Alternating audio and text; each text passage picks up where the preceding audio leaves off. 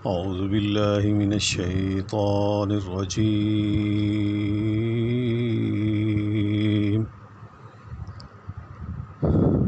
بسم الله الرحمن الرحيم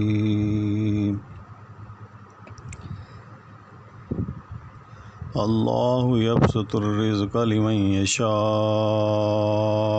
ويقدر وفرحوا بالحياة الدنيا وما الحياة الدنيا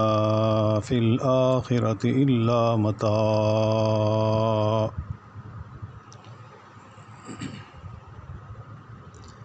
اللہ تعالیٰ جس کی روزی چاہتا ہے بڑھاتا ہے اور گھٹاتا ہے۔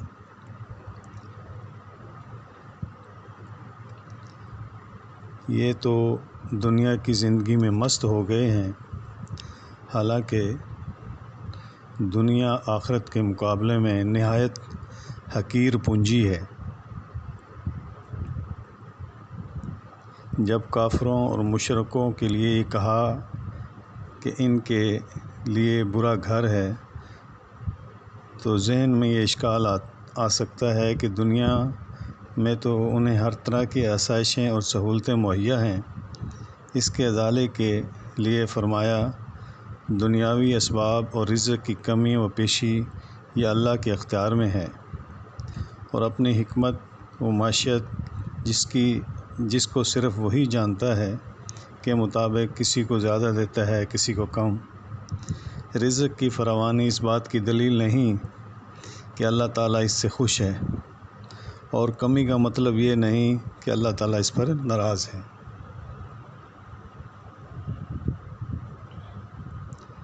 اگر کسی کو دنیا کا مال زیادہ مل رہا ہے باوجود یہ کہ وہ اللہ کا نافرمان ہے، تو یہ مقام فات و مسرت نہیں، کیونکہ یہ استدراج ہے، مہلت ہے، پتہ نہیں کب یہ مہلت ختم ہو جائے اور اللہ کی پکڑ کے شکنجے میں آ جائے۔ حدیث میں آتا ہے کہ دنیا کی حیثیت آخرت کے مقابلے میں اس طرح ہے